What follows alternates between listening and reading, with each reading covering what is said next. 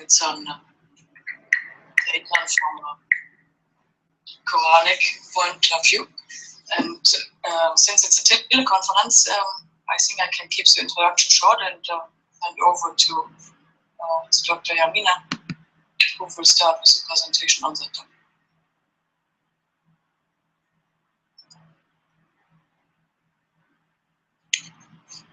أعوذ بالله من الشيطان الرجيم. بسم الله الرحمن الرحيم والحمد لله رب العالمين والصلاة والسلام على رسولنا محمد وعلى آله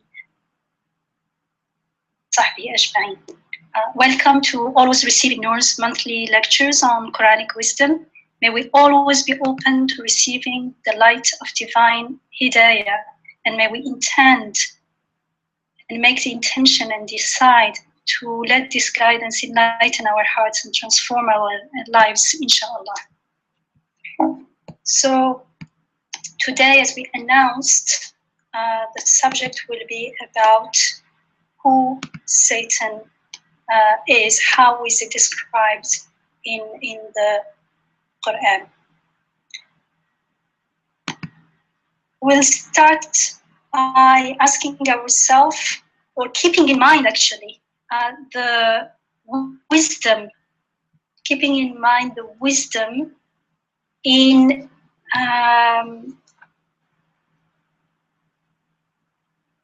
God mentioning shaitan to us, and repeatedly so many times, warning us against shaitan again and again. So let's keep in mind that this is part of the guidance of the Quran, and as we have repeatedly seen the Quran, and as it describes itself, Allah tells us that the Quran is sent to us as guidance, as light, and light is something that brings meaning and purpose and clarity in the darkness of uncertainty and unknowingness. It's also a healing, it's mercy. So God mentions Satan to us in order to guide us to goodness and warn us against harm. And this is part of the guidance of the Quran. So we'll go rather quickly because of the time, but this is not supposed to be meant to be an extensive study of the subject. It's more like giving you guidelines so that you can go and inshallah reflect either individually or maybe inshallah if you have people around you, come together and reflect on these passages, this guidance from the Quran. So we'll see how our encounter with Satan goes back to the very first creation, like the creation of Adam, the creation of humanity. And from the very beginning, it is an entity that refuses to obey God and to prostrate before Adam, as he was. I'm using it because I don't want to personify Shaitan. So he was commanded to prostrate before Adam, but he refused, and he did not. Not only he did not, he argued with God. So there is this also entity has the power to argue, and the core of his reasoning, of his justification for his refusal is that I am better than him. We'll inshallah stop and reflect on all these points. He also tempts humans, we are saying. He incites them to follow his footsteps. He deludes them actually into following him. And Adam and his partners fall into his trap, and by doing so, they also betray their covenant to God. But as soon as they realize the consequences of what they've done, or the reality of what they've done, they repent and they ask for forgiveness. And what is very, very significant for us is that they receive guidance from their Rabb. And what we are going to go through today is that guidance that was sent to them, to show them the way back to where they were at the beginning, or even better. And this guidance includes who Shaitan is, and the most repeated description of Shaitan is that he is our clear enemy, our open enemy, Aduwwun Mubin. And so Allah is warning us against his various plots and strategies. We won't have time to go through them this time, so inshallah we're intending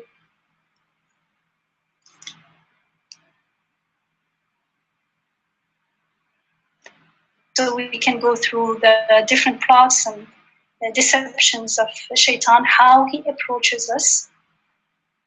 And not only that, what we are taught in the Quran is also how to deal with him.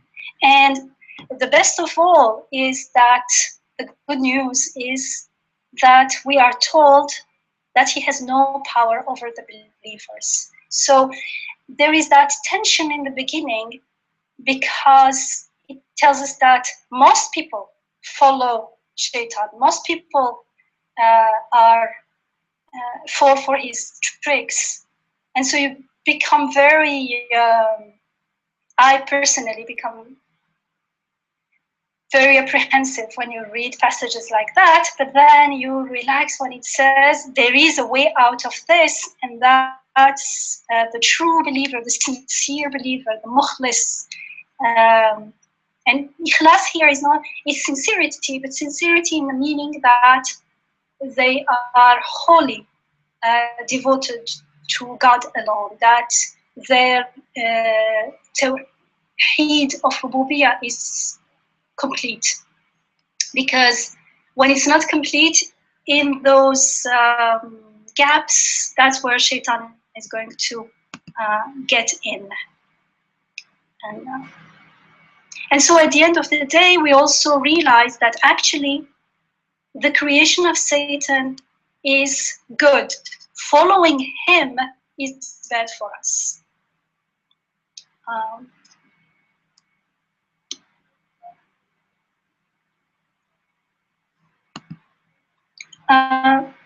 Just to give us a sense how often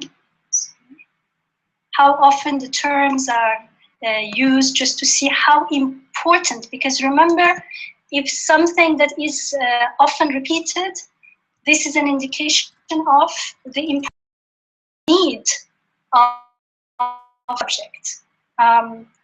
One example that I really like, because this is me, is that we eat. You can eat 3 times a day, once a day. You can even eat once in every few days, and you can still be alive. However, when it comes to drinking liquids, and especially water, we need that more often. And when it comes to air, then we need that all the time. And if we stop just for a few minutes, that's it. It's the end of our life on Earth. And so something is repeated means we breathe all the time because we need it, and it means it is important for us. And so is the word Shaitan. And just want to point out, not only when Shaitan or Iblis are mentioned, sometimes it's just the like huwa, or it's part of the conversation. So Shaitan is mentioned, and there is a whole conversation where the word is not repeated, but you understand that it's still talking about Shaitan. And it seems like whenever Iblis is used, it's always in the context of disobeying God and refusing to prostrate before Adam, because that encounter, that scene is repeated in the Quran in different parts of the Quran from different perspectives, giving us different details, and they built on each other. It's almost like you're seeing the same scene from another angle, from someone else's perspective, which is also very fascinating, but we won't have time to do that. That's not like our weekly classes. When shaitan is used, it's always about shaitan, the tempters. He's the one who tempts Adam, and he incites Adam and his partner to disobey God. So it's really like shaitan is used when he interacts with human beings, and Iblis is the rebel who he is in himself.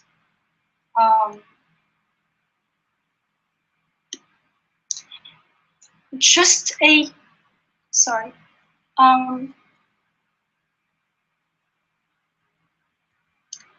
very brief overview of the meaning of the terms, and it's not the only explanation out there. It's the one that I choose, the one I prefer only. So usually shaitan, we are told, comes from the root shatana, which in Arabic means to be far away from, and it is understood that he is far away from the truth, from haqq, and therefore from goodness and from the mercy of God. And Iblis is taught to be derived from Ablasa Yublisu, which is the fourth form of the root Balasa, which means to despair and lose hope from God's mercy. And it is used actually in the Quran as a verb and as an active participle, and usually in the plural, mublisun. And as a verb, it appears in Surah Al-Rum, ayah 12, when it says, وَيَوْمَ تَقُومُ السَّاعَةُ يُبْلِسُ الْمُجْرِمُونَ. And on the day the hour arrives, the evildoers, or the criminals, really, the mushrimun, will be overwhelmed with despair. And so the Iblis is as the one who is in despair, or the one who causes others to fall in despair, and it's probably both.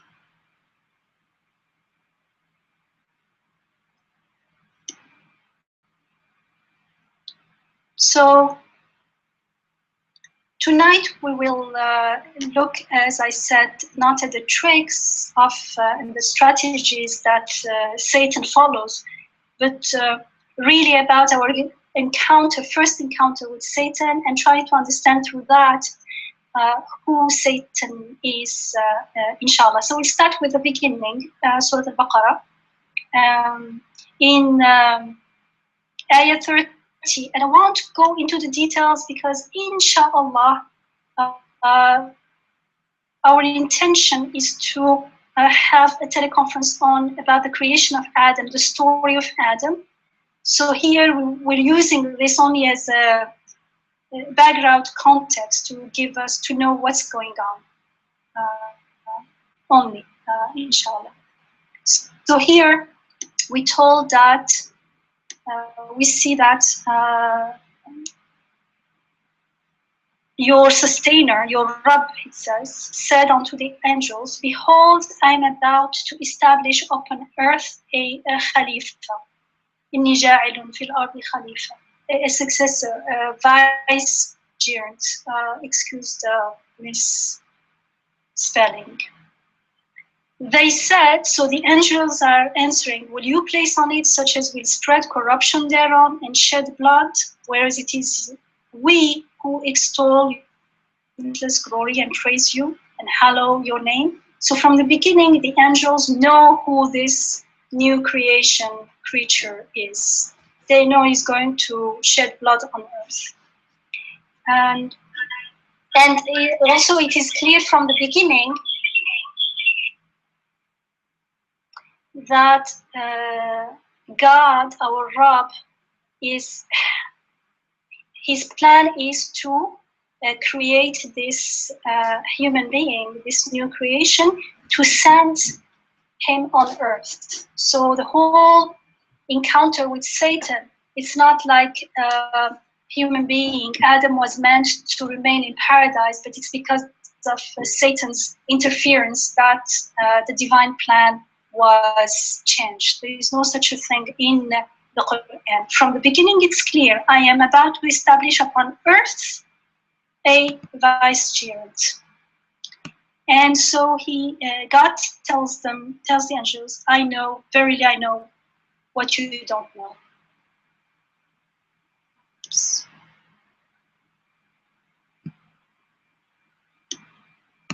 And in the next ayat, there are some very important points that we will inshallah go through when we go through the story of Adam, like the teaching of the names.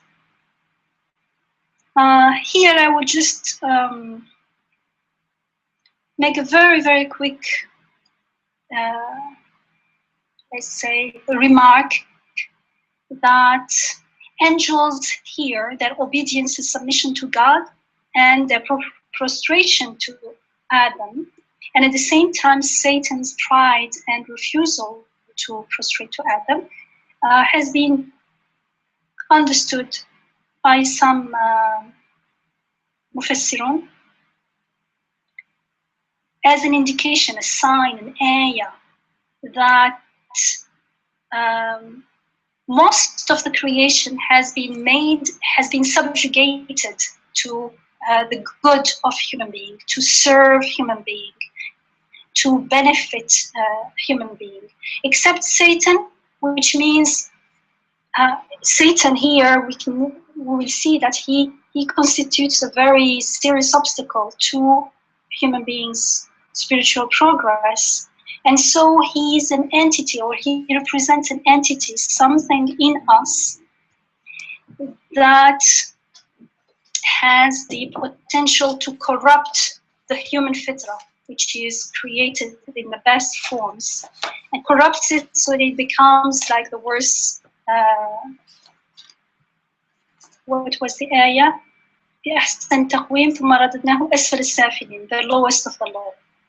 And so therefore harms human being by driving him down wrong paths, by taking him away from the straight path, from the Sirat al-Mustaqim. What is relevant to us here is to realize who Adam refers to here in this context. So here when he says, and he taught, I'm going back to 231, he taught Adam the names, all of them, then he brought them within the ken of the angels and said, declare unto me the names of these, if you are truthful. They replied, limitless are you in your glory, no knowledge have we, except that which you have taught us. Verily, you alone are all-knowing, truly wise. He said, O Adam, so God is saying to Adam, O Adam, convey unto them the names of these. And as soon as Adam had conveyed unto them their names, God said, did I not tell you? Verily, I alone know the unseen of the heavens and the earth, and I know all that you bring into the open and all that you would conceal. So here, the question is, who Adam is, or who do you think Adam is? Isra, who do you think Adam is? Yeah, that's a good question, and but otherwise, what is it to do with me, right? Yeah. So I think you're alluding to the fact that we could read this story, this passage in the Quran, as if it's something just telling us what happened many prehistory, many years ago. But it is not just that. It is about us. Adam represents humanity. That's why he's brought up again over and over, and that's why his interaction with Satan and all his ventures in paradise and then coming out of paradise, all of that is extremely relevant for us because Adam represents humanity. So what happens to Adam? It gives clues as to who we are and what our potentials are. So as you have just said, Sister Yamina, earlier, when all the angels prostrate before Adam and Satan is there and he refuses, that teaches us that there is something in this world that will try to stop us from where we are meant to go. At the same time, all the angels prostrating before Adam represents that these angels represent that all these different things in the world, in the universe, that support human being and facilitate his journey toward eternity, towards God. So in the sense, this story, like all the stories in the Quran, is very fascinating because it is about us. So Adam learning the names of God, learning all the names, as the Quran says, is saying something about our potential. We have the capacity to know all the names, to the extent that angels are unable to know them. So there is something in human being that is potentially higher than angels. So this story is really about us. Adam is us in the story, and that's the beautiful way the Quran brings profound realities, profound truths to human comprehension. Alhamdulillah. So that it is a very easy story and in a very simple in one way, but it's very profound because it's really about us and our reality. So definitely Adam is human being. Alhamdulillah. And thank you, Isra. And actually, if we look, just in case you are not convinced, although personally Isra convinced me, in Surah Taha, was it in Surah Taha? No, in Surah Al-A'raf, sorry. In Surah Al-A'raf, ayah 10 and 11, look what it says. Here it's clearly talking about all of us, especially if you take the ayat before where it's talking about people, nas. And then it says, we have given you people, us, a bountiful place on earth and appointed thereon means of livelihood for you, yet how seldom are you grateful. And then it says, indeed, we have created you and then formed you. لقد خلقناكم ثم صورناكم ثم قلنا للملائكة اسجدوا. You see here? And in the same ayah. And then we said unto the angels, prostrate yourselves before Adam. It doesn't say before insan, because otherwise I wouldn't be able to reconnect with the other passages. Subhanallah, how beautiful it is. The word Adam itself here is also an ayah. Every word is an ayah. Whereupon they prostrated themselves, except Iblis, and you see it's not Shaitan. Whenever it's in this context, it's always Iblis. He was not among the prostrators. لم يكن من الساجدين. So it's really Adam here represents the whole of humanity. And it was clear in Surah Al-Baqarah in Ayah 30, where it says, as the one who shall inherit the earth. If it's someone who is going to inherit the earth, it can't be just Adam alayhi salam only. And it says, who will spread corruption on earth and will shed blood. This is definitely talking about human beings. And so, that one. Yamina, may I ask a question? Sure. Yes, assalamu alaikum. How did, when Allah told the angels that I've created Adam, how did the angels know if they were not told that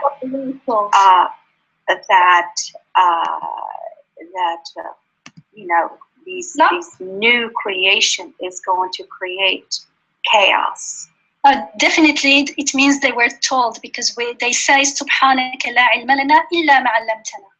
Because when he asks them about to give the names of, he says the names of these, and Adam does, but they don't, and they say, "Subhanaka la ilma lana illa ma 'allamtana." It means we have no knowledge except what you taught us. It means whatever they know, it's because they were told so. So that doesn't mean that there was creation before or after. No, it's in the Arabic language, in balagha, rhetoric. This is part of the balagha that you don't want to keep saying everything in detail. It's called ijaz. Ijaz, sorry, not ijaz, but ijaz, which means you want to say, convey the most meaning through the less words. Because you don't want to bore the reader, and also you don't want to insult their intelligence, and you want them to actually use to reflect. Because if you say everything into details, it becomes like some things cannot be said in words. They have to be understood in hand. They have to be felt. And that's only going to be done when we interact with the text and reflect on it, as the ayat, as we keep saying. Because it's an ayah, it means it is going to point me to, if I follow its meaning, it's going to take me to somewhere else. That somewhere else is not necessarily a physical place. Could be a state of being, things that cannot always be explained in words. Okay, and another question, it's on the feminist in me. If all of humanity is Adam, okay, I'm not in disagreement with that, why bring in the distinction of having Eve in there too? Why couldn't we, okay, all of humanity is Adam, Adam is me, and he is she, why later on bring in Eve and make the distinction between a male and a female? Actually, we are not told if she's who. Eve doesn't appear. The name, even the word, the name Eve does not appear in the Quran. It's only zawjuh. It's pair. So we know that Adam, that this creation is in pair, and we know in other texts that everything is created in pairs. That's why I said partner rather than wife or something. But it's it's amazing. This before, it's amazing how it from the crooked rib of Adam and all that stuff. There's so many Muslims that still believe in that. But that comes creeped in through Israeliyat mostly. Actually, it could be another teleconference because, especially maybe when we do Adam's story, because the muthanna, the jewel, is used here in most what's going on. The jewel, they means both of them did this, both of them asked for forgiveness, both of them were given guidance.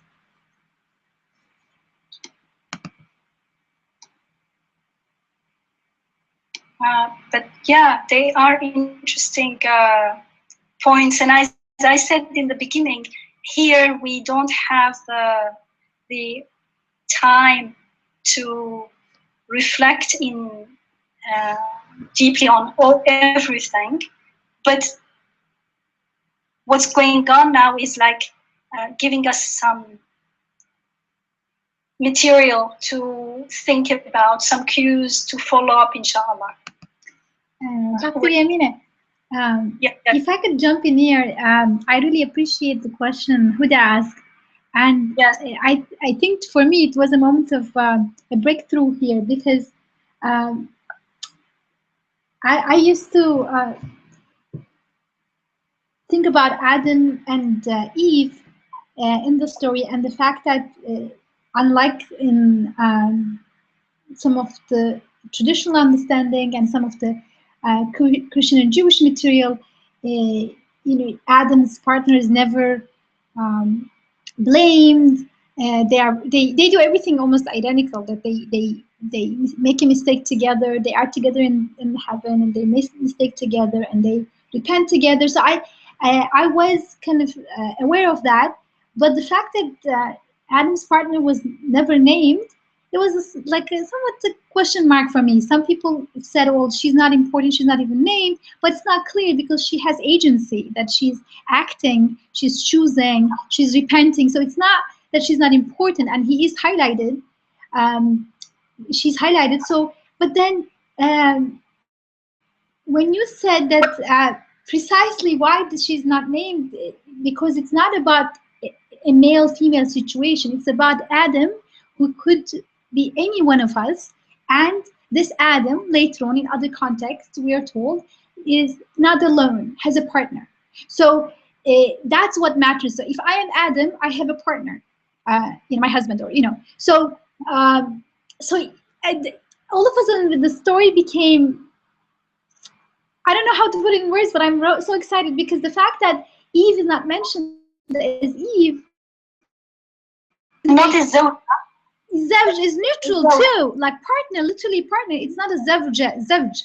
So that's so exciting to me, that because I used to think like, okay, Eve and Adam are equal, but then why is she not named? I understand it's not about not being important. I can go see through that superficial misunderstanding, but still it was interesting. And now I don't know how to put it together, but like I'm express it.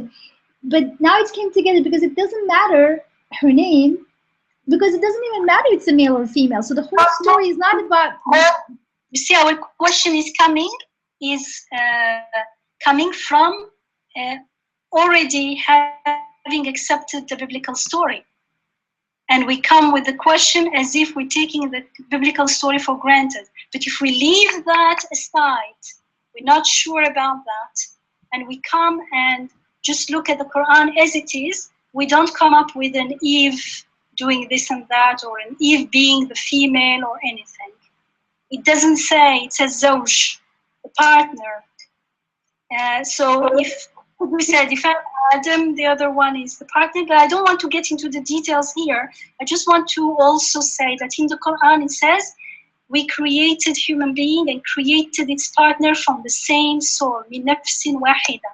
But this is not the subject here, just pointing it out, and as Isra did here, stop and marvel at, oh, there is something different going on here that we need to come back. It's like when we're driving, going to visit a friend, but on the way you see a nice spot, you say, next time we need to come back and have a picnic here.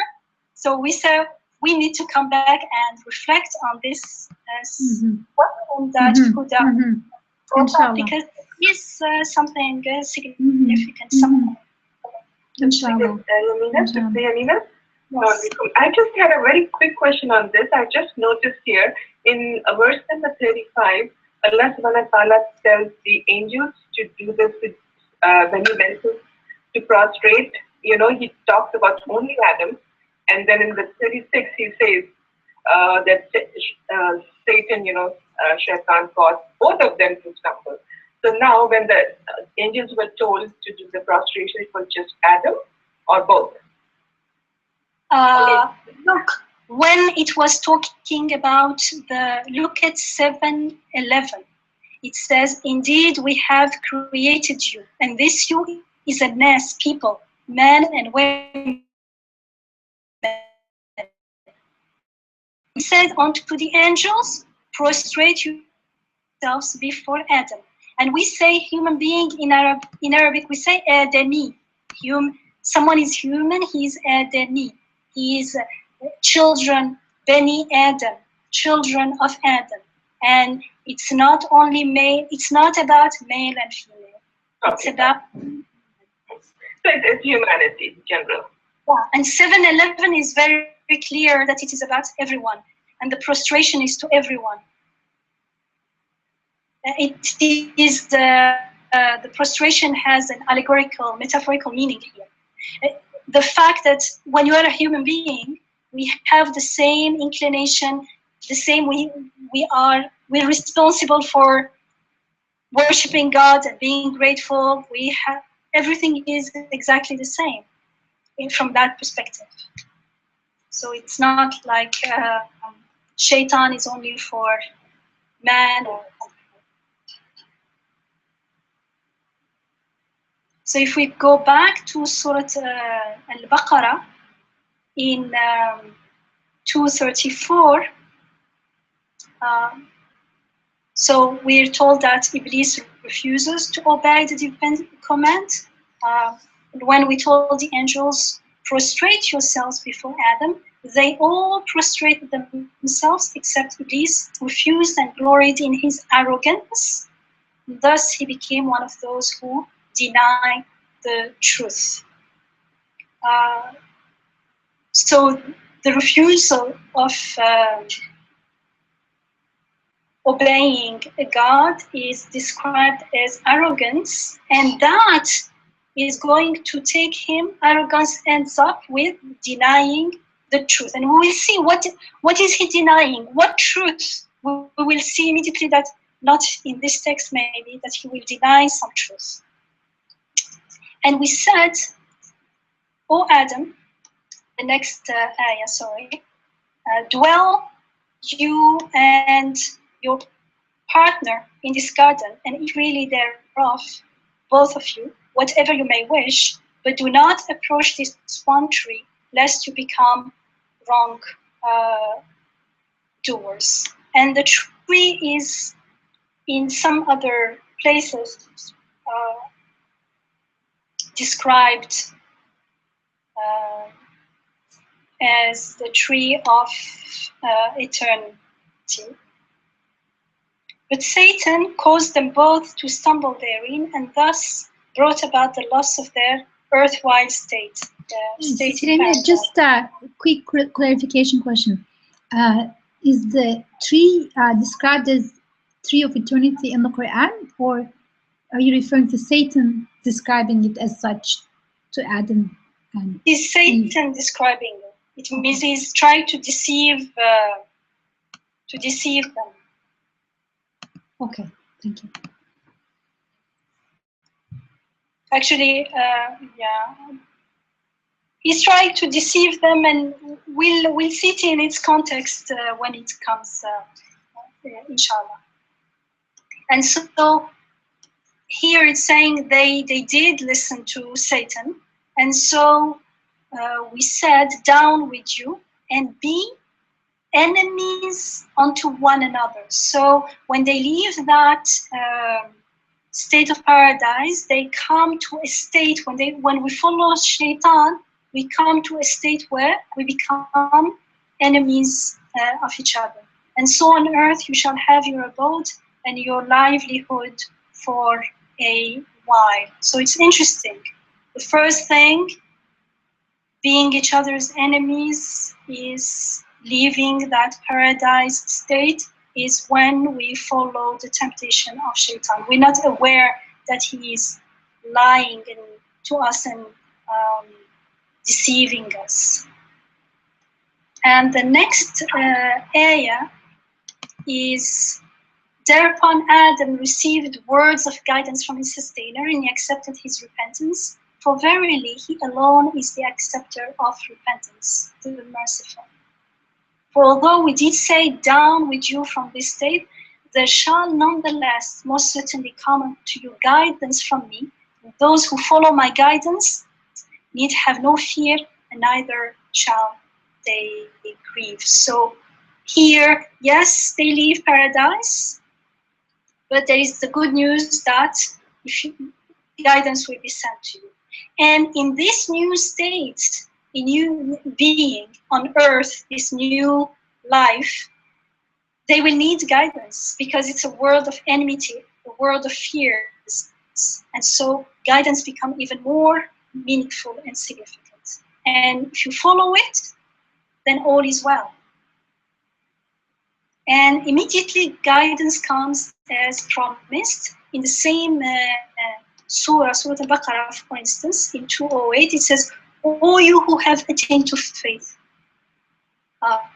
Ya ayyuha alladhina amanu," says, "Idkhulu fi silmi kafa," surrender yourself, enter into surrender, all of you, wholly unto God, and do not follow, do not follow Satan's footsteps, for verily he is your open enemy. So immediately it says, the first here, it says he is your first enemy, so what shall I do? Surrender. Surrender to God. So that's one strategy against, to cope with Shaitan's deceits, inshallah. And another one is,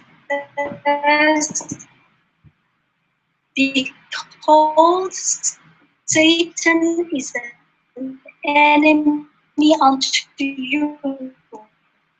So treat him as an enemy.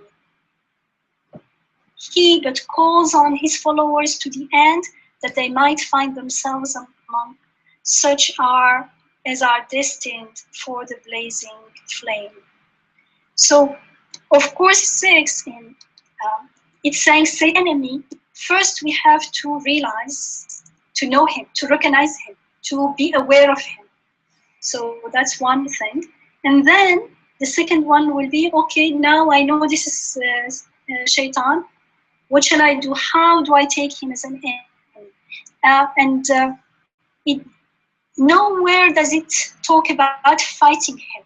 It's more about countering his deceit through being aware of his plots, being aware of his lies, that whatever he's saying are lies. And they're all lies to make us deviate from the straight path, from the Sirat al-Mustaqim. And so what we do, we are told to always seek help and seek refuge with God, isti'adha. And also, if we become aware of him, so that's the most important thing, and we'll have to talk about how do we become aware of Shaitan, then it will be easy to answer, to question, when he comes up with a suggestion, the moment we question it, it falls apart. Because Allah in his mercy didn't make Shaitan's deceit powerful. It is so weak, it says in the Quran, it's very weak, that it's only unaware, he's not aware of it. But when you are aware, where you are conscious of it, and you question it, you find that there is nothing. It is obviously a lie. And so it becomes, the next step is to decide to not follow Shaitan. And that takes intention, of course. It's a choice, it's a decision.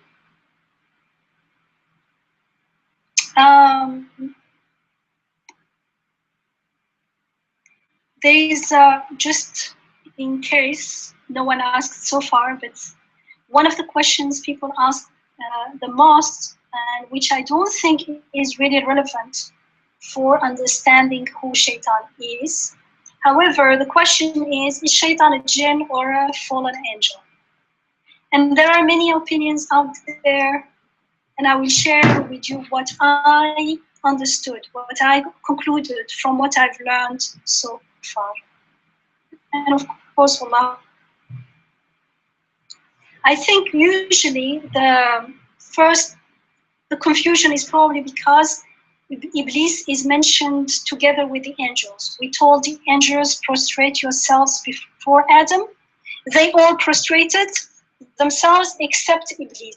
So usually people think he's Iblis, and usually Orientalists will say there is confusion. He is both, in the Quran, he is both an angel and a jinn. But grammatically speaking, this construction in these verses, when it talks about the prostration, it only means that Iblis was there present together with the angels. Grammatically, you can't say that he's one of them. It's like, La ilaha illallah, there is no deity worthy of worship except God. It doesn't mean that God is one of the false gods that people may worship.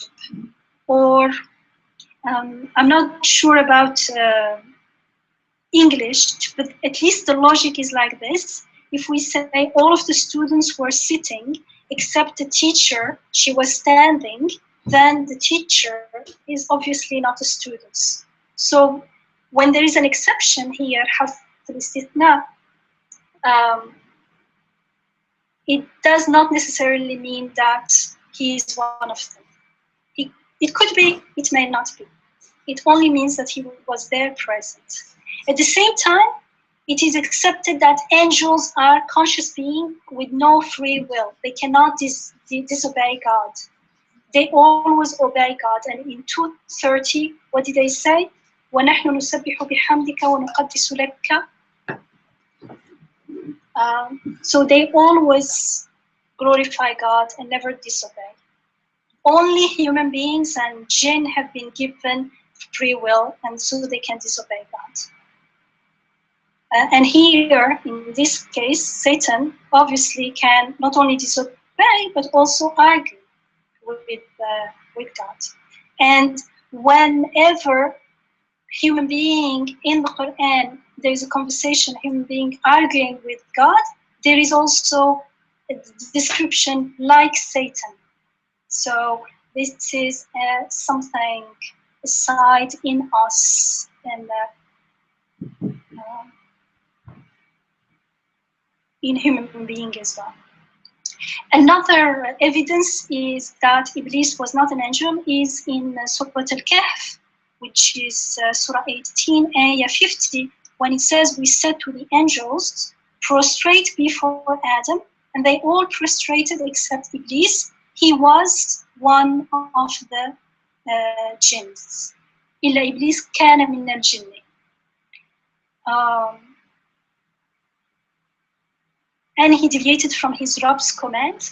Are you going to take him and his offspring as your protecting friends instead of me? And you here is everyone, even though they are your enemies. So very quickly, the context of Shaitan with Adam becomes, in the rest of the Quran, it becomes Adam with people, the nas, human beings, or everyone.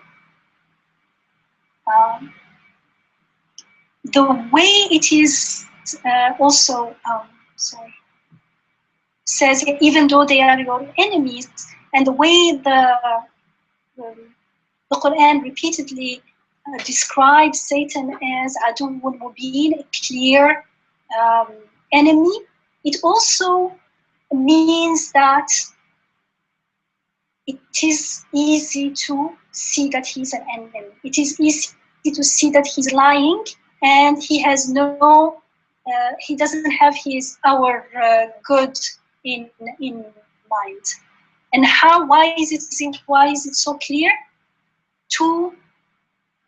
Because it's a lie, it's an obvious lie what he says. But it is only clear to the one who is clear-minded, to the one who is aware, to the one who knows. And that's why here there is a renewal for me personally of the importance of being,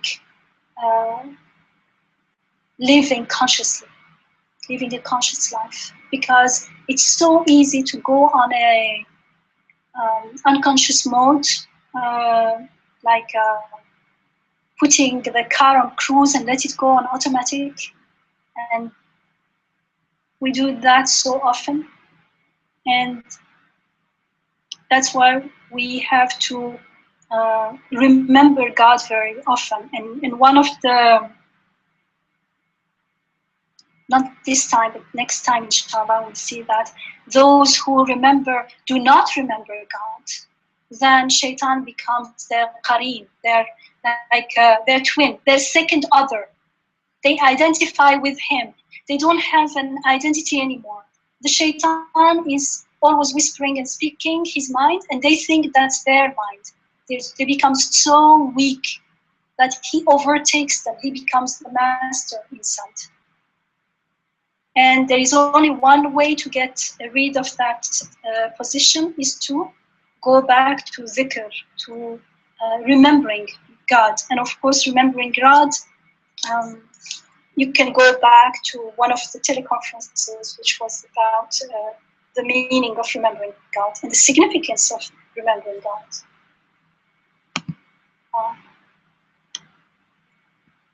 So here it appears that he was a jinn, as 1850 tells us. And the fallen angel is more a biblical concept, although the term itself does not appear in the Bible. But angels being wicked and sinning is something that you can find in the Bible. And I don't know if it came through Israeli yet or not. Personally, I'm not very interested in this, because that doesn't tell me much about what do I do in my daily life about shaitan, inshallah.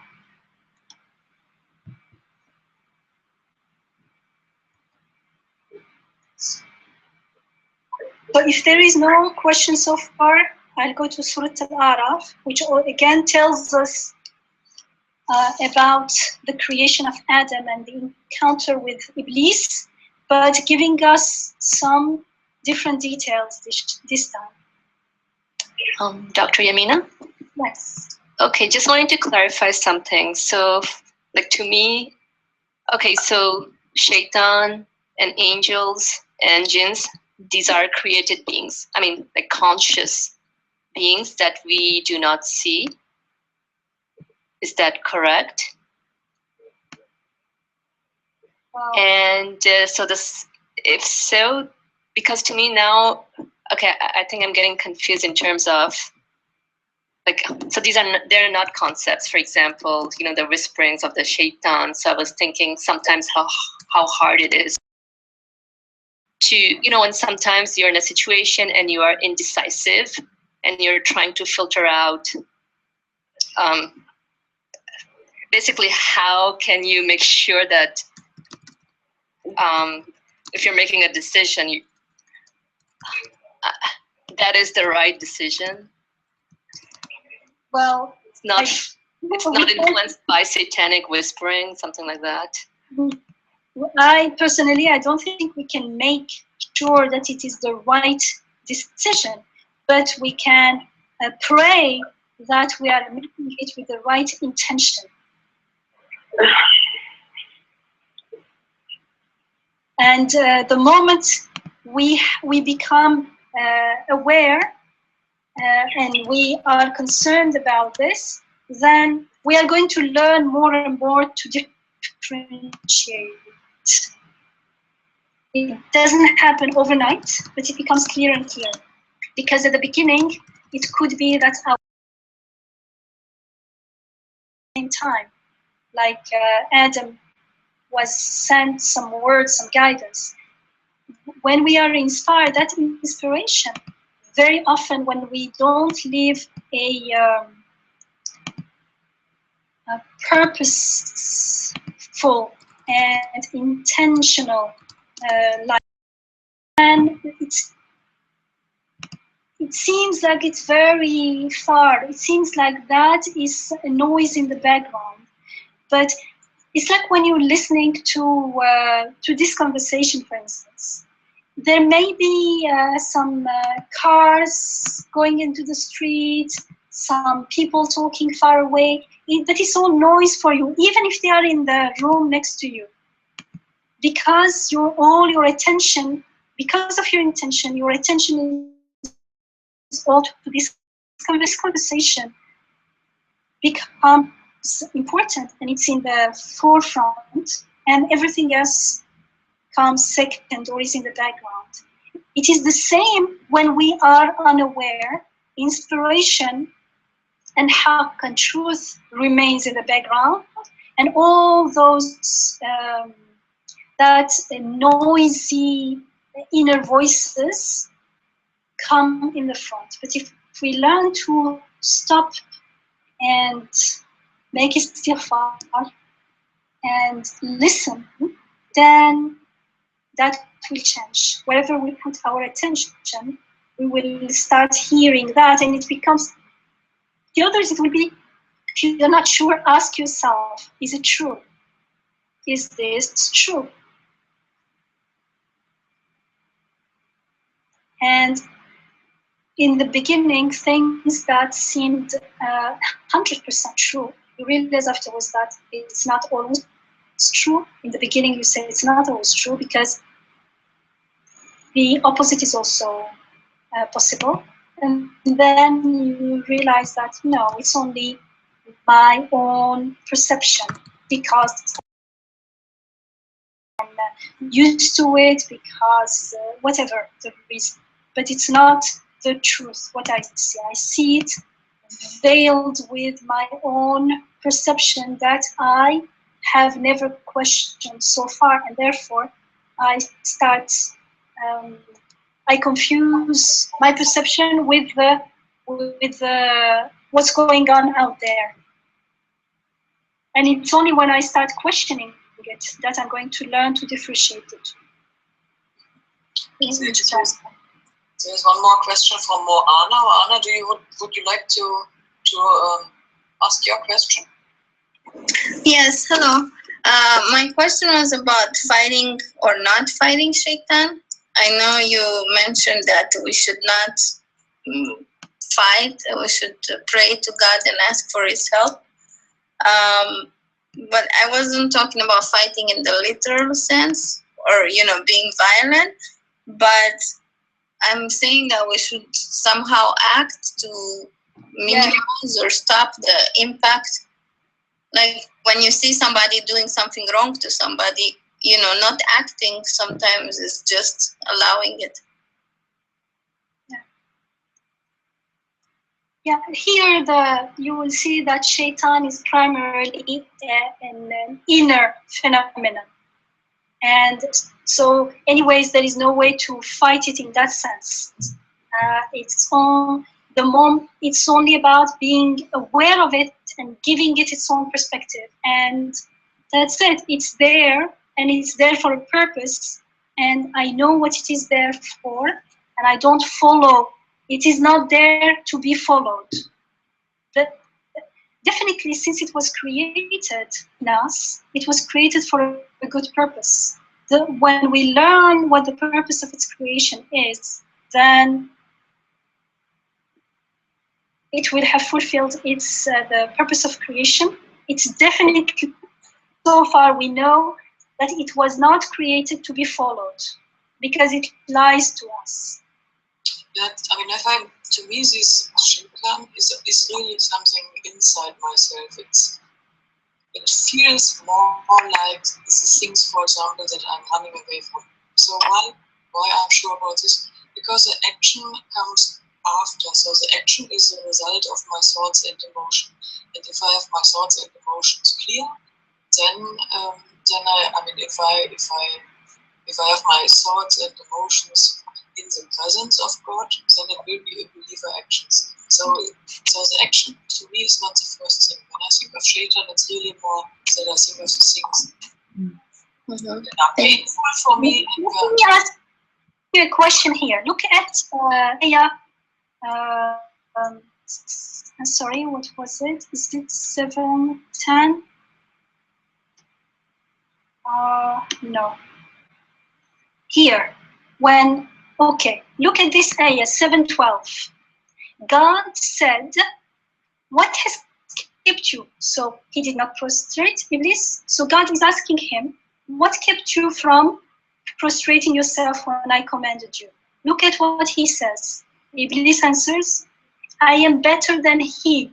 You have created me out of fire, whereas him, Adam, you have created out of clay. And in the next ayah, God tells us that this is arrogance.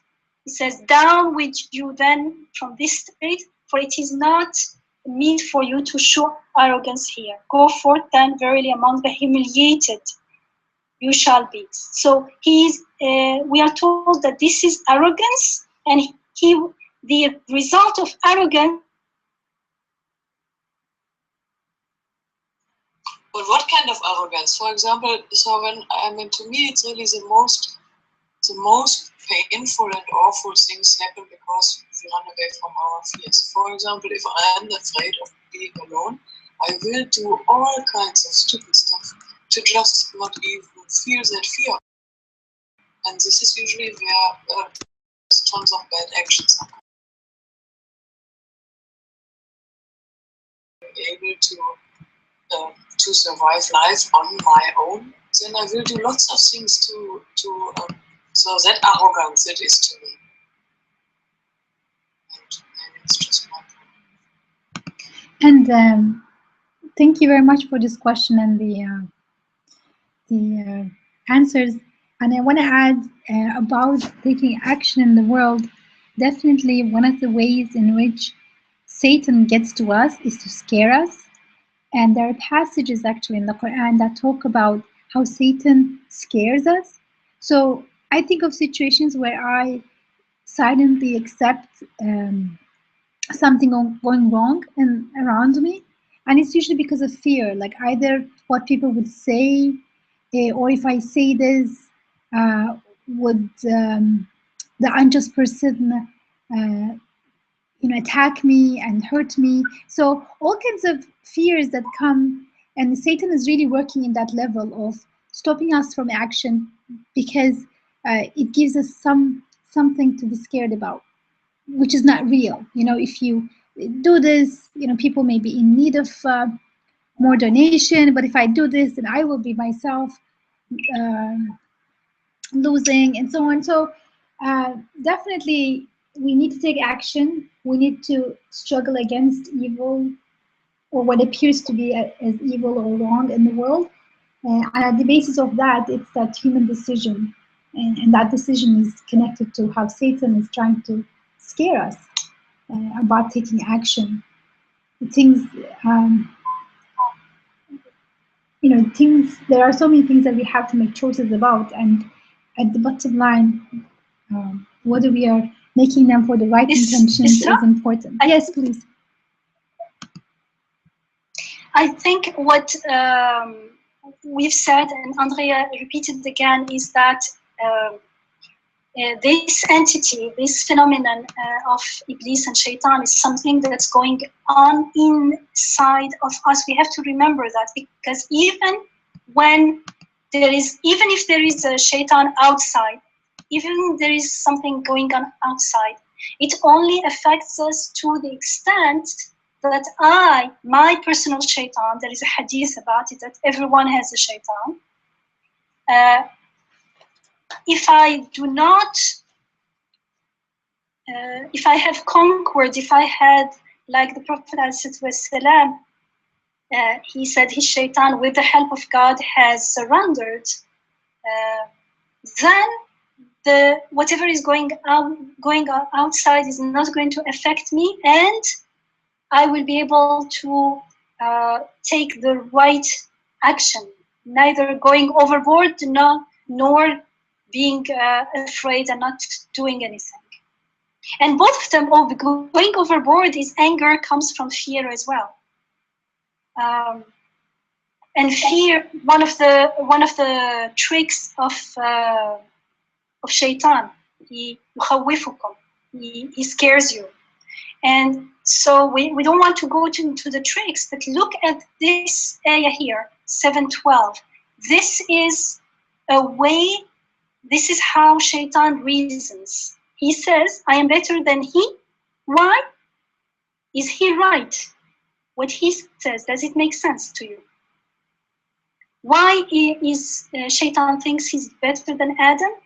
Because he's saying, you created me out of fire, you created him out of clay. So shaitan is declaring fire to be better than clay. According to what? Like, is there a criteria for it? Is there a truth in this? This is how we are going. When shaitan, this is a trick of shaitan. We use this all the time. People say, I am better than her. Why? Because I'm an inch taller. I have a degree, she doesn't. I have higher grades. My parents are richer. I come from, I don't know what country or what race. This is all the same reasoning. This is the reasoning that we repeat all the time. And why not? I'll ask another question. Let's assume that Adam was created out of fire and Iblis out of clay. What would he say? Opposite. I'm better than you. He would say, I'm better than you. He would say, clay is better, can't you see? Because there is nothing in fire or in clay that makes one better than the other. Both of them, as he's saying, be careful here, shaitan recognizes, does not deny God, and says, you created me, you created him. He is well aware of this. However, he has his own value system. And what's the measure of his value system? Is it the clay, the fire, or what is it? Arrogance. Himself. His ego. Yeah. That's why he says you are showing arrogance. That's why he's arrogant. And that's why he will be humiliated. This is he will be the laughing stock of anyone who has wisdom. What do you mean I'm better than you? I'm better than you because I was born in that part of the world, of the globe. People think this way. This is maybe one of the enmity among us starts from here. You remember, he's one, when you go out there, he's going to make you enemies of one another. So this shaitan phenomenon is something in us, and an example of it. Dr. Yamina, I have a question regarding, the last surah, 114. And it says, Allazina yuwaswisu fi suduri nas minal jinnati wan nas. So here the men are also included. This is because of the whispering, right? Man is human beings? No, it says Allazina yuwaswisu. The last one, Surah Nas. Yes. Yuwaswisu fi suduri nas minal jinnati wan nas. So, Do you mean not just the jinn, but human beings are? Beings are also included in being shaitan or, or whispering or what? I'm just asking. Tareen is different, and now here the man himself becomes what? Shaitan. Well, in some description, when human being can almost like forget his humanity and almost becomes like a walking shaitan. It doesn't mean shaitan is not like in the way that we look or something. It means totally controlled, Functional. operating through shaitan like thinking and being. For instance, Of course.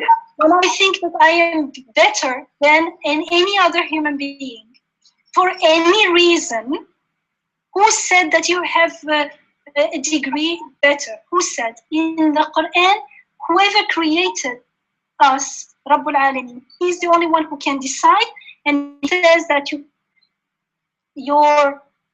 it's only through taqwa that you rank, you can be better than others, and that's open to everyone because it's in everyone's potential. But we think that through money or through race or through color or through looks or knowledge or something, we can be better than each other.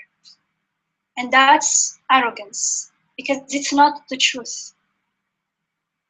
I mean, that sounds all right, and I'm just wondering whether my question is a little bit off or is related. I mean, I would say that, I mean, Iblis knows that God is God. So, but I sometimes don't know this, and so when I think that, so when I go to work in the morning, and then I think, okay, I will somehow survive.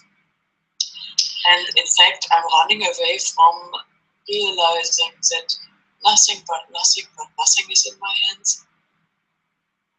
Then what I'm doing is I question even God. I think that I can make it on myself.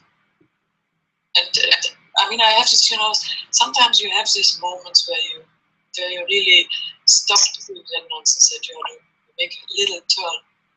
Yeah, that's exactly what isn't that what Shaitan is doing here? He does recognize God as the creator, but he does not recognize him as the one who is going to set what is to be done or who knows. Because when he commands him to prostrate, he said, I'm not. He thinks he knows better. He has his own reasoning. That doesn't make sense, but still. And in that sense, it turns out that what Satan said was a lip service, because how can you recognize that somebody has given life to you, has created you from fire to talking, thinking, questioning, being, whatever it is, jinn or human? It's amazing. You have been created, and you think that the one who was able to do this and who's doing this, who's creating you, doesn't know what he's doing. And somehow the one who gives you knowledge, who creates you with the capacity to know, doesn't know as much as you do. Like, it's impossible. It logically doesn't make sense. But then Satan is contradicting himself by saying, you created me, yeah, but I know better than you who is supposed to do what. So in that, he's not really recognizing that God has created him. Because if God has created you, with whose knowledge are you contesting whom? So it's a lip service, and we do that too. Let's say in our terminology, he doesn't recognize him as his Rabb. That's it. Mm-hmm. And what happens immediately after? Iblis declares war against human beings. Against that other part of us. We'll talk about it when we see the ayat, inshallah. And he says, grant me a respite till the day when we all shall be raised from the dead. And God replied, verily you shall be among those who are granted a respite. So he's given the permission. And so he's acting with permission from God. And Iblis said, now that you have thrown me away, I shall most certainly lie in ambush for them all along your straight path. So it is, he does not he does not declare an open war. He's planning to hide on the way. And whatever on the God's way, the straight path, is going to hide and try to deceive us, to take us away from there. And that's why, again, you feel, I don't know if when you read this, you feel, oh my God, I have to keep always, be careful, always be aware, alert. There is that need for being alert here. And in the next one, he says, I will come at them from their front, their back, their right, their left, and most of them you will find ungrateful. So he's saying, I'm going to attack from all sides, from what is, like all opportunities will be taken, like from openly, unexpected ways, from everywhere. And there is a word here that is important, which is you will find that they are ungrateful, which is, Allah is, this word is, in its own is an ayah. What does it tell us? How is he going to attack us? Through ungratitude. It is when we are ungrateful, when we are not consciously grateful, that Shaitan finds the opportunity to assault us from everywhere. So when we are in that state of conscious gratitude, it is, the doors are closed to him. And we will look at it, there are more explicit ayahs in other parts of the Quran, but here this is a sign, an ayah. And then God said, go forth from here, disgraced and disowned, and for such of them as follow you, I will most certainly fill hell with you all. And this is a big red light, because it's not like, okay, so what if I fall for, if Shaitan deceives me? Can't say this anymore here after reading 7:18,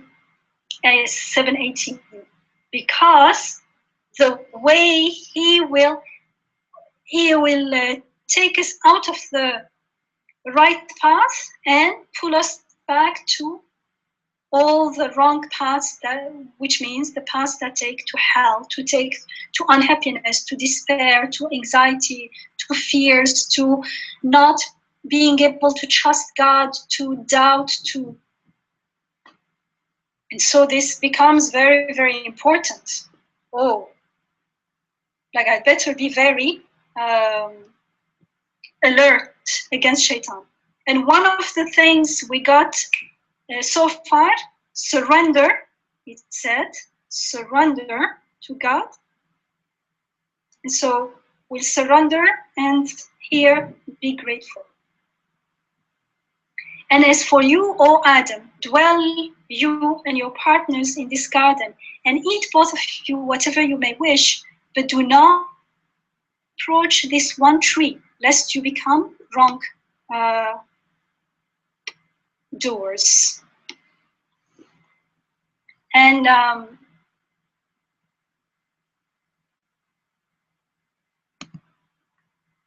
so in ayah 19, we learn that Adam is initially in paradise, which means everything is easy, and he will remain there. It says there is a covenant. The covenant is not to approach a certain tree. However, he won't keep the covenant. And in Surah Taha, in 117, it says, فقلنا يا آدم إن هذا عدو لك ولزوجك فلا يخرجنكما من الجنة فتشقى. And we said, O Adam, verily this is an enemy, showing Satan, like pointing to Satan. Unto you from Surah Taha that God warns Adam against Satan in advance, not after he comes. And he says, he is an enemy unto you and your partner, so let him not drive the two of you out of this garden and make you unhappy. And a couple of ayat before, again in Surah Taha, in 115, it says, وَلَقَدْ عَهِدْنَا إِلَى آدَمَ مِنْ قَبْلُ فَنَسِيَ وَلَمْ نَجِدْ لَهُ عَزْمًا. And indeed, before we did give our covenant on, or our commandment, ahdina, covenant, to Adam, but he forgot. And we found no firmness of purpose in him. Like, he was not firm in the purpose of keeping the covenant. So this is again an ayah, which means if we want to avoid the deceit of shaitan, then we have to take the covenant seriously. And here, the covenant is to keep Allah's bound, to keep His command. If He says, you don't do this, then you don't do it. You don't have to know everything. We don't know everything anyways. So keep it and trust. And in the next, Satan whispers. So we come to the whisper, finally. So thereupon Satan whispered unto the two with a view to making them, both of them, conscious of their nakedness. Here, some people translated nakedness as their shame or their evil impulses. But I prefer to leave it as nakedness because in the story of Adam, we will see that it's referring to our vulnerability, which, when we are unaware, we find it shameful. It's almost like we are spiritually, or how do you say, like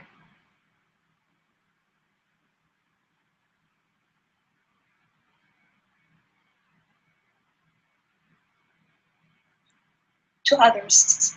And he said, your sustainer has but forbidden you this tree, lest you become as angels or you live forever.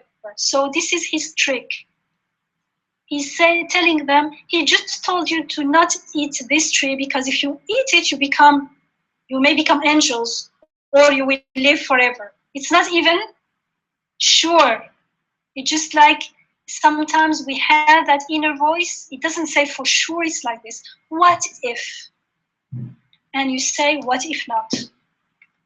But sometimes you can't see it we are doing it, we can see it, but when you see it in friends, they keep saying, but what if this happens? You say, yeah, but what if it doesn't happen? No way, they're stuck in, what if it happens? Although we know that it's not the truth, it's only a whispering. And that time is the time when, because it causes us fears and anxieties, and what if this happens next year, tomorrow, to my child, to my work, to my career, to my health? This is all whisper. Just ask, is it true? Is it happening right now? No, it may happen, it may not. Is this good for me? There is not only is it true, but how do you feel? Who are you when you don't have that thought? This is a very good question to ask ourselves. When we think that thought that give us all that anxiety and fear and everything, ask yourself, who would I be if I didn't have this thought? You would be at peace, you would surrender, you would be grateful, it would be easy to remember God, easy to trust Him. So just let go. This is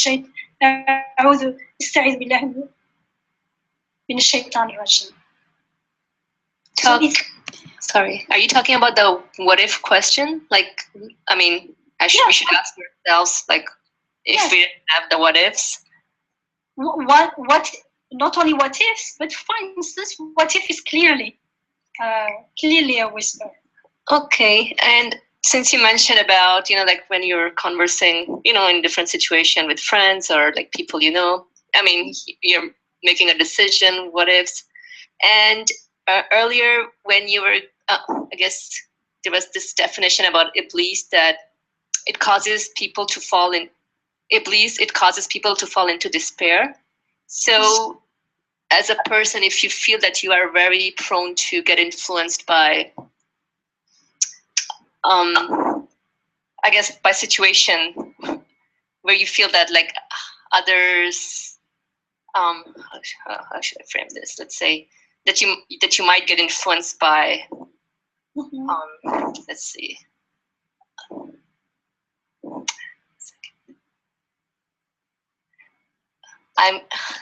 Okay, so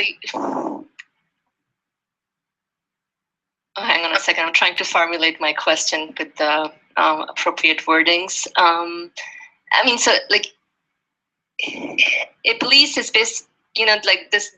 It's like a concept, basically. So if you feel that you may also fall into despair if you are in a company of certain people, then should you just eject yourself out of there? If you are not strong enough to stay there and be grounded in your own belief, then you need to stay away until you're strong enough. But if they're your friends and minimize it, you have to, because actually those people cannot influence us if we are inside, we are strong. It means we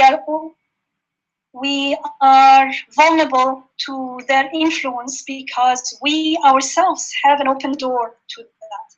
So I need to first heal myself inside, but if I don't give myself enough space to work on myself and heal, and that healing needs intention, then it's going to be, maybe you need new friends that will help you get stronger, friends who will remind you, friends who will something. Right, but I'm just saying at the same time, you want to help everyone else. So basically just pause yourself from there and then until you get stronger, but we can get back to them and try to spread the message. It is like drowning. If I'm drowning and I'm not good at swimming, and even if I'm good at swimming, after a while I will drown, even if I'm a good swimmer in the ocean.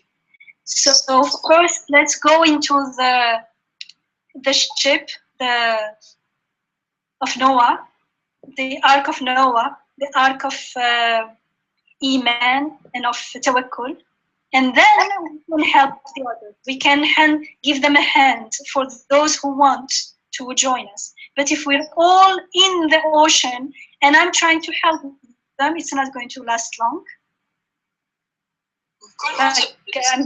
It's a metaphor, of course. It could also be that these, the other people, the most convenient thing to them is when they can see the light inside, the light reflected from me. So sometimes that helping doesn't work at all, and it's just.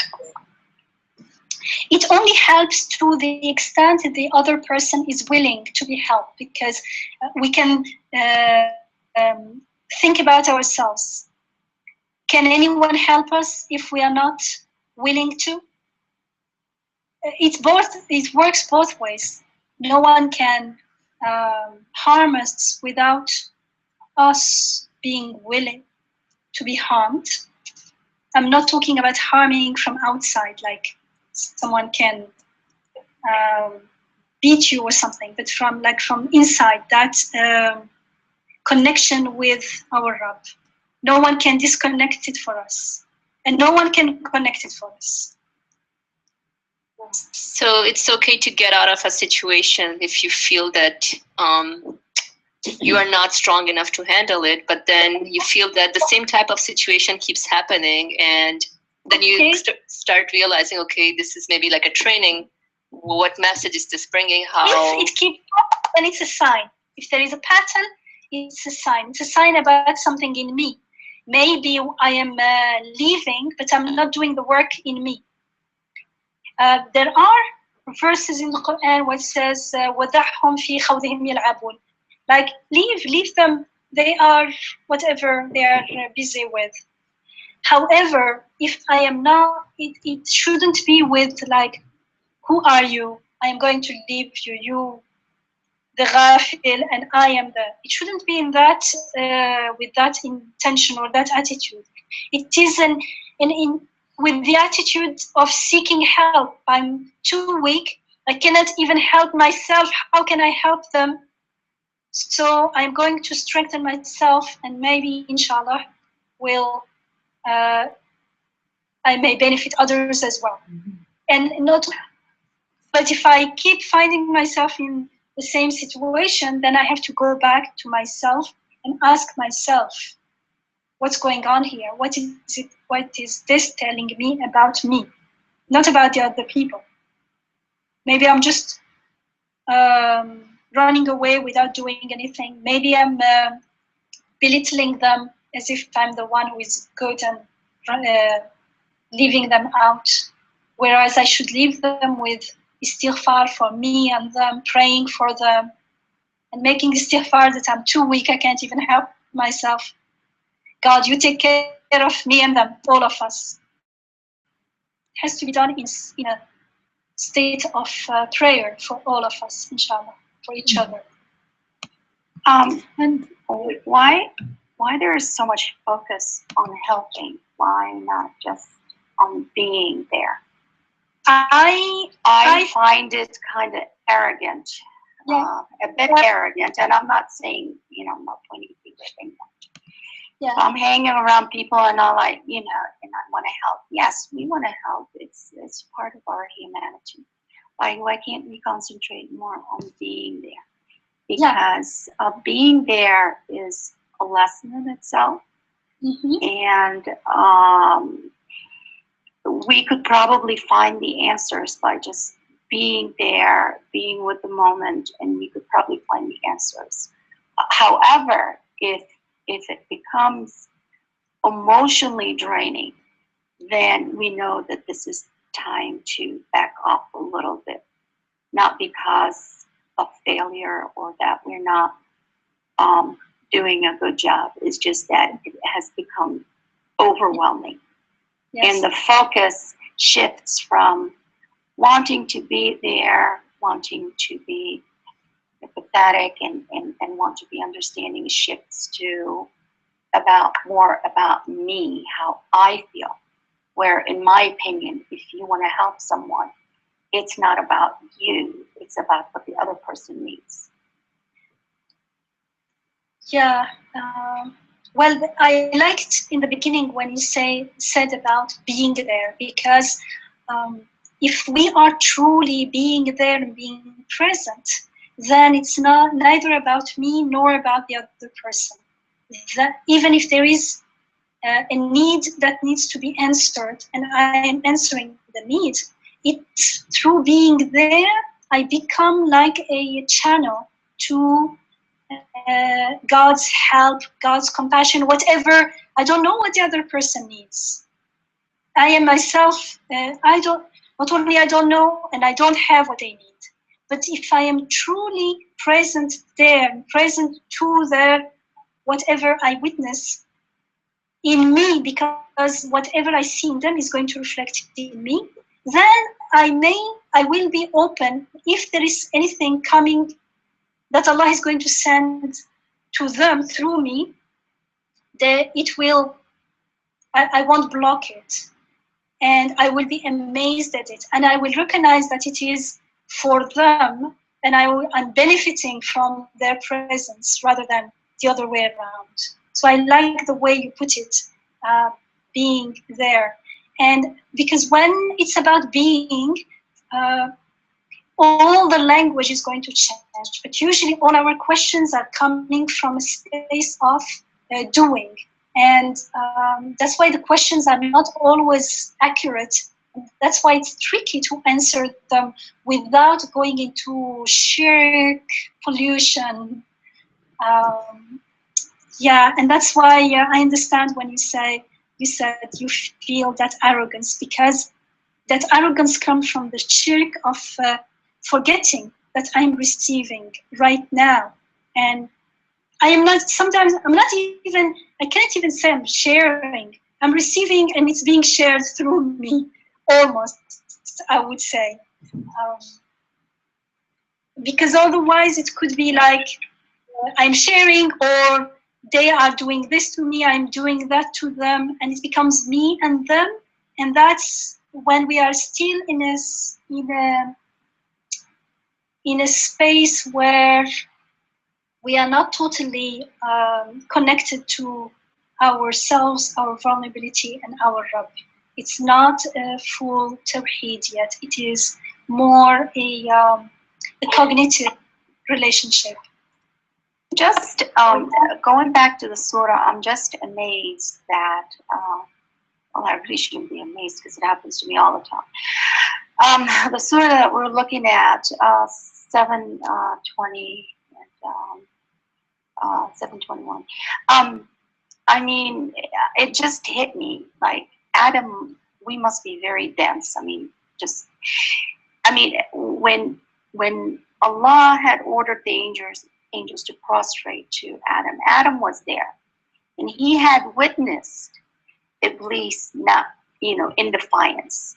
But then he turns around, or he or she, whatever, turns around, and then Satan whispers, and then Adam, which is us, turns around and does exactly what he's not supposed to do, she's not supposed to do. I mean, to me, this is really amazing. It just hit me now, this lesson right now. I mean, it just, Satan, we all know Satan couldn't have succeeded if it wasn't for Allah's will. Mm-hmm. So you say from the beginning that Allah had the plan to send humanity down to earth. Mm-hmm. Yes. Okay? Now, none of this would have happened if, Satan doesn't have any power without Allah. But Adam, I mean, we as a humanity, I mean, Satan right there in defiance, in total arrogance and defiance of Allah's command. But then we turn around and we do what we're not supposed to do anyway. Yes. Thank you And so that much. is, and that is equal. That's equal me. I mean, this is me.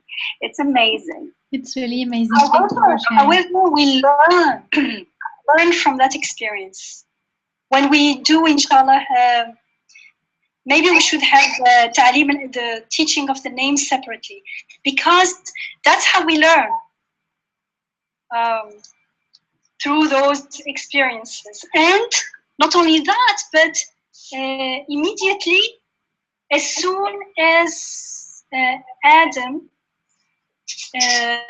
realizes what he's done, immediately he's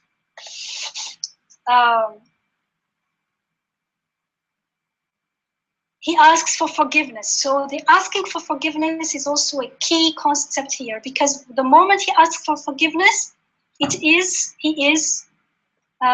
forgiven, and he's sent guidance. So we shouldn't be like in tense and always trying to not make mistakes, because we do, as you just said. They immediately followed what they were told not to do. But what is important is that we are willing to go back, to make tawbah, and to ask for forgiveness, and to follow the guidance, inshallah. One of the things that always before and after this are striking, because of this nakedness. I mean, we are so naked. That's really the point. I mean, that's I mean, I'm so much in need of God. It's just incredible. I mean, of course, it's understandable. I mean, I just thought that kind of supports what I said before, at least for me. Well, for me, the word naked in here stands for our humanity. I mean, but it stands here, what is our humanity? Our humanity is our need of God. Yes, yes. I mean, if we became this whole, yeah. I mean, I agree with you. I mean, nakedness in here is coming in terms with our vulnerability, and we are prone to mistakes. You see the problem? We're taught religion, or I was taught religion, in that you have to be perfect. In order to become a Muslim, you have to do 1, 2, 3, 4, 5, whatever. Things have to be all into place, perfectly placed. We're not taught this way, where you are a human being, you make mistakes. Yes, you will be vulnerable. You will feel the nakedness of Adam when, I mean, Adam's so dense, Iblis didn't want to prostrate in front of him. And then it didn't hit him or hit her or whatever until he became conscious of his nakedness. So we're not taught this way. We're taught that you have to be perfect. You have to do step 1 through whatever in order to have a man, in order to become a Muslim. So this is really very interesting. Thank you. Dr. Yamina? I just wanted to go back to the, one verse in which this shaitan, I just wanted to make a quick comment. I don't know if I'm right or not, a connection rather. When in 7:19, you just presented, where shaitan says, I will come upon them from the front and from the rear, from the right and the left. So this, and you will find most of them to be ungrateful. This gives me a little bit picture of a very two-dimensional approach versus guidance, which is Nur Allah. Nur is from all directions, because remember he did mention the top. He said front, right, left, and back. And never mentions the top. So Nur, the famous verse in Surah Nur of Allah Subhanahu wa Taala talking about. Yes. Nur Allah Nur. So it's from all directions, the Nur. So that's a 3D, the guidance, I just wanted to make a connection. I mean, it occurred to me, but I may be wrong. This is just... Yeah. Thank you. Thank you. Quantum physics or something. I just wanted to also add here, thank you so much, everyone, for your comments. Very enriching session tonight, alhamdulillah. Just wanted to add how when Adam is swearing, when Satan is swearing to Adam, I am really wishing well to you. And Huda nicely said, it really is amazing how this is the same Satan who didn't prostrate, and Adam is still following him. And the other thing is, when Satan tells Adam that you will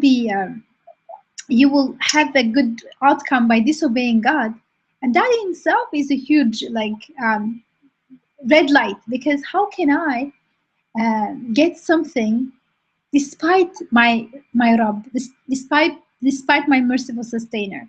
It's not possible. Like in itself, that's ridiculous, and that's the key satanic whispering. It's in the what if and despair and so on. At the bottom line, the real problem is not that you're thinking ahead and saying what if. It's not about that really. The problem is there are certain what ifs that are asked with this ridiculous idea that I can get something good for myself despite my creator's wish. How can you wish well for yourself without your creator's even permission? He's the one who gives you this need to cover your nakedness, this need to find a refuge. How can you... We don't know what is good. Like, how can we wish it? Yeah, and then how can I do it despite my creator? Is there any other power in the world? Is there any other source of mercy in the world? How can I get, God says, don't eat from this tree, symbolically thinking. And then Satan says, but you eat it, it's good for you. How could that be possible? How can it be good for me? It's my creator who's creating all good. So how can I get any good, like bypassing my creator? That's just ridiculous. And that's for a moment, they forget and we forget. With that moment of tawheed, we forget. And we think we can get to something without God. allowing it, which is the most insane thing that Satan is saying. Because my creator can be against me. That's the biggest illusion. How could that be? So maybe we need to stop here because the time is over. Next time we'll carry on with other reasoning of Iblis, no? And as well as his different strategies to delude us, as in the ayah 722. And thus he led them on with deluding thoughts. So alhamdulillah, at least we know that this is delusion, and that is therefore it's not like impossible to find him out. It's as it will say later in another text in the Quran, inna kayda ash-shaytani kana da'ifa. His plot is very, very weak, and he has power only over. He has no power over the believers in the Quran. So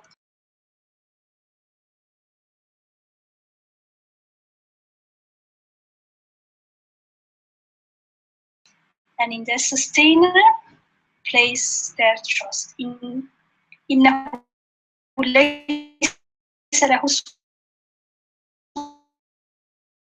who does he have power over? Only over those who make him their master. They willingly appoint him as their master, and who thus ascribe partners to God. إنما سلطانه على الذين يتولونه والذين هم به مشركون. Alhamdulillah, that it's much easier than we think, but again and again, intention and conscious living, consciously intending to be a abd to our Rabb and be grateful and surrender to him and trust to him is very, very important again. Subhanaka Allahumma wa bihamdika ashhadu an la ilaha illa anta astaghfiruka wa atubu ilayk. Alhamdulillahi rabbil alamin.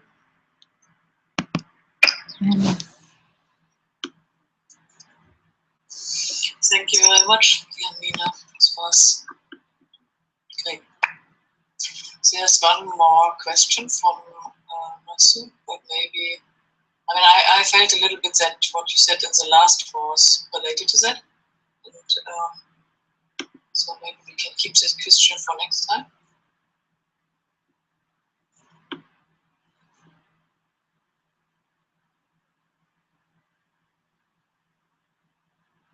Okay, inshallah. So next time we have Surah Rad, right? Yeah, next time is Surah Rad. We continue with Surah Rad. Inshallah, yes. Inshallah. Someone has a question for you, Dr. Yamina. Yes? Did you read the message? No. That's look at the messages. Someone has a question. Read the message. It's from Nasu. After we fall for Satan's trap, do we still have a chance to be close to Allah? Okay, you answer us. What did we just say, and what Sister Huda just reminded us about Adam alayhi salam? What did he do? He was told in advance, this is your enemy. Don't listen to him. And Iblis still came, deluded them, and what did they do? In was it in Surah Al-Baqarah, I think, when we read that? They did listen to. It says, but Satan, 230. Sorry? Yeah, but Satan brought to stumble, and they brought about the loss of their erstwhile state. And so Allah said, down with you. They went down from their paradise state to a state where, to an earth state, and in this earth state, they're enemy of one another. And then Adam received words of guidance from his sustainer, and he accepted his repentance. And in another place it says Adam and his partner, both of them, says Subhanaka, إنا ظلمنا أنفسنا وإن لم تغفر لنا وترحمنا لنكونن من الخاسرين. So they do recognize their position and they ask for forgiveness, and then Allah accepts their repentance and sends them guidance. And He says, whoever follows my guidance, he will need to have no fear, and neither shall they grieve.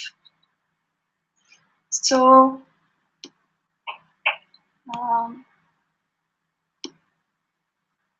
surely, if it was, you can never fall, then no one would find God again. So in the Quran and in the Islamic tradition, the emphasis is not on being perfect. Actually, the perfection of the prophets in the Islamic tradition, and we have nubuwah is important, prophethood, it's important, it's a pillar of faith in Islam. In other religions, like in Christianity, yes, the Bible talks about those prophets. However, believing in the prophets is not a pillar of faith, and prophethood, nubuwah concept doesn't exist. And perfection is understood as we understand normally when we are in a state of ghafla. We understand perfection as making no mistakes. And the one who makes no mistake, Isa alayhi salam, becomes so, you become more like God, you become divine. But in the Quran, the prophets who are the leaders in the spiritual path, they are perfect abd, not perfect that they have no mistake. Perfect abd fully accepts it, and because of that, fully connects with himself, with the people around him, things around him, events, and to his Rabb. And so it's, we talked about it before, that vulnerability is the asset, our only asset, our needs. That through our needs we communicate with others. Through our needs we enjoy life, and therefore things become blessings and ni'mah, and we can be grateful to God, and we can know Him with His different names. So that perfection has a very different connotation and a different meaning within the context of the Quran. That's what makes us beautiful, the mistakes or the imperfectness. So I think that since today I'm the host, I would need to ask now to end the meeting, just because I'm not tired. Thank you very much, Yamina, and thank you very much, everyone. This was a very beautiful, enriching gathering. Thank you, everyone. Thank you for all the beautiful questions. So, inshallah, we'll continue in the next teleconference. One last tiny housekeeping thing before we move on. I'm going to stop recording, but I want to ask the question.